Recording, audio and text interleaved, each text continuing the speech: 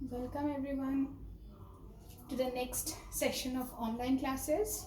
So today let's begin with the new chapter, that is reproduction in organisms. Okay, the very first chapter of class 12 syllabus. Now in this chapter we are going to study about the different types of reproduction, what are the main events that take place, what is asexual, sexual, vegetative reproduction, functions of reproduction, how do various organisms undergo reproductive processes. Okay, all these things we will study in detail, whether it is plant or animal.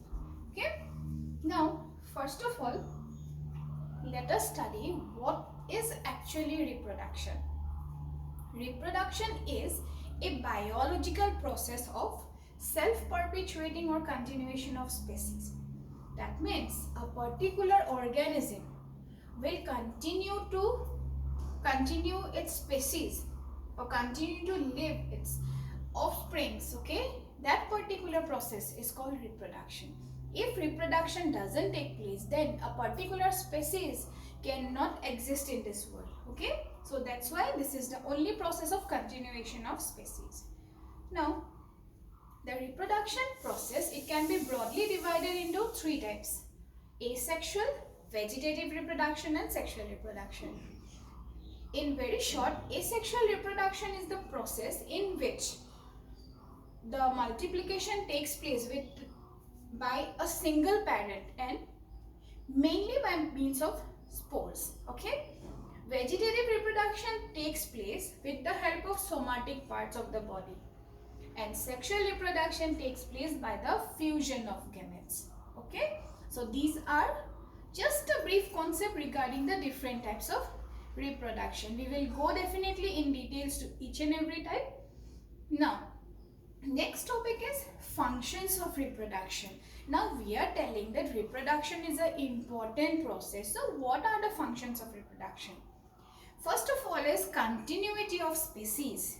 Now if reproduction takes place, so definitely what happen, a particular race of organism species will continue to survive. Okay, that's why for continuation of species, reproduction is a very essential process. Next is replacement. Now normally what happen, people's or any individual, it will die due to senescence, aging, predation or disease. So if the organisms continue to die and if they are not replaced by reproduction, then what happen, a particular type of organism will gradually disappear from the world.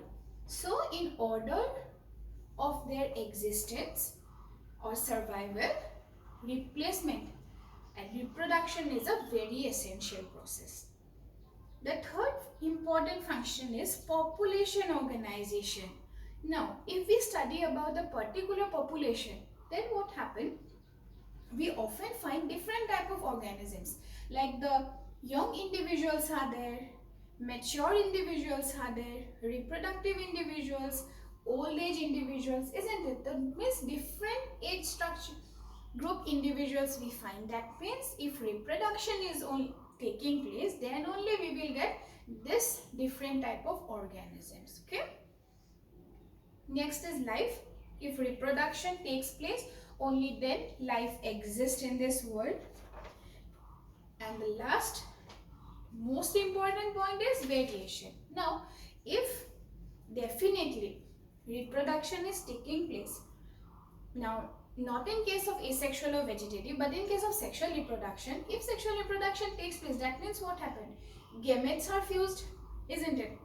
Then fusion of gametes, it leads to variation. Different types of organisms, variations will be observed in case of organisms. So when variations are observed, that means it will ultimately lead to evolution, and when evolution is there, that means new organisms can exist in this world. Okay, so all these functions are very much important when we are studying about reproduction. Next, while studying reproduction, another term which we get is the lifespan. Now lifespan is an important process. It indicates the time period from birth till natural death. Okay. Now we are using the term natural death because if we are forcefully killing a particular organism, then we cannot say that it is its lifespan. So to study the lifespan in proper sense, we have to calculate its natural death. Okay, its birth and natural death. Now in your NCERT books, you will definitely find in the second page of this chapter a page is given in which different organisms are there and their lifespans are mentioned. So you have to study it properly. It will help you to compare the different type of organisms, their life cycles, lifespan. Okay. Now in this regard, we get an important question that is there any relationship between the size of an organism and the lifespan? And the answer is definitely no. There is no any relationship between the size and lifespan of an organism. As for example, if we consider a crow, okay, and a parrot, then what happens? Both are almost of similar size, okay, but their lifespan is completely different. Okay, that means what? The lifespan of crow is about 15 to 16 years and that of parrot is almost 140 to 150 years. So for that particular reason, we can say that though the size are similar, but their lifespans are not same. Again, in case of mango tree and the banyan tree, almost their sizes are similar, but their lifespans are vast difference. The mango tree, it has a shorter lifespan as compared to that of a banyan tree. Okay. Now, while we are studying about lifespan, in lifespan we find different stages. Okay, or the lifespan can be divided into different phases. One is the juvenile phase. That means the very initial phase where the offsprings are born. They are gradually growing up. Okay, that is the juvenile phase. Now in case of plants, normally we use it as the vegetative phase. Then after juvenile phase comes the reproductive phase where the organisms have attained their sexual maturity. Okay. Then comes the senescence, old age, in which the organisms have become old, and finally the death, in which the body gradually collapses. So lifespan together consists of juvenile phase, reproductive phase, senescence and death. So all these are important topics related to the lifespan. Okay. Now again another important point. Unicellular organisms are considered as immortal. Why? Now if we see, this is a particular unicellular organism. Okay. Now this will undergo cell division. Now here what happened? The cell undergoes constriction, nuclear division, and finally it results into two daughter cells. Okay. Now you can see that this cell, without getting disintegrated, it is just simply splitting into two daughter cells. That means the parental cell is not dead, it is still alive, it is just splitting into two cells. That's why the unicellular organisms are immortal, and they just because of this cell division, they do not die. Okay, so these are important points regarding the lifespan and these the reproductive process. Okay, next let's discuss about the first type of reproduction, that is asexual reproduction. Okay, now asexual reproduction, it is a mode of multiplication in which the new individuals that are developed from a single parent are morphologically and genetically similar to that of the parent plant. Okay, so they are definitely developed from simple uniparent. They are uniparental development, and plus they are similar to their parents. That's why these particular organisms are referred to as clones. Okay. Now the main characteristics of asexual reproduction are, first of all, that these are uniparental. That means this process involves only a single parent. Next is that the particular unit of propagation which is used for reproduction, it may be a specialized or an unspecialized part of the parent. Then it is also called somatic reproduction because here somatic cells are involved. Okay. Then here no fusion of gametes take place. Since gametes are not there, so definitely meiosis is absent here.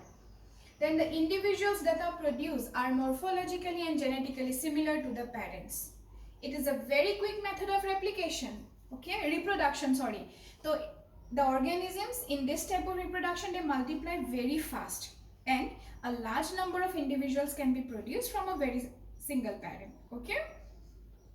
So these are all the important characteristics regarding the asexual reproduction parts. Now let's discuss about the different types of asexual reproduction. The first type is fission. Now already you know what is fission. Fission means the process of reproduction in which a particular cell, it just splits into two daughter cells by undergoing a constriction. That means in the cell a central constriction takes place. This constriction deepens and ultimately it results into daughter cells. Now, if this number of daughter cells is 2, that means a single cell divides into 2 daughter cells, then we call it as binary fission. And if it divides into a number of cells, then it is called multiple fission. Now, binary fission is again subdivided into simple, longitudinal, oblique and transverse binary fission. Simple binary fission means the particular binary fission in which the organism definitely will divide into 2 daughter cells, and here the plane of division can be in any way. Okay, from any side the organism just splits into 2. In longitudinal binary fission, which is observed in case of Euglena, here what happened, the particular organism, it splits longitudinally into 2 daughter cells. Then in case of oblique binary fission, the particular organism divides obliquely, which we observe in case of Serratia. Then in transverse binary fission, the organism divides transversely, which is observed in case of Planaria. Okay. Then multiple fission, here a single parent cell divides into a number of daughter cells, example Paramecia. And plasmotomy, which is also a type of fission. Here it occurs in syncytial cells. That means the cells are multinucleate. Okay, they have large number of nuclei initially. Each nuclei get metamorphosed into a daughter cell and each behaves as a single individual. This is observed in case of Opelina. Then next type of asexual reproduction is budding or torulation. Budding matlab where a outgrowth occurs in the particular parent cell and that outgrowth after maturity gets detached and behave as a new individual. Now in case of plant we observe budding in yeast, okay, and in case of animals it is observed in case of hydra. Now also you have studied in class 11 about the sponges, porifera. These spongilla, they produce an endogenous bud. That means within the body they produce buds which are known as gamules. Okay, so this is a very important point. The reproductive structure of sponges is called gamule. This is an endogenous bud. It helps in production of the new individuals. The next type is fragmentation. Fragmentation means a single parent, which we observe in case of basically algae and bryophytes.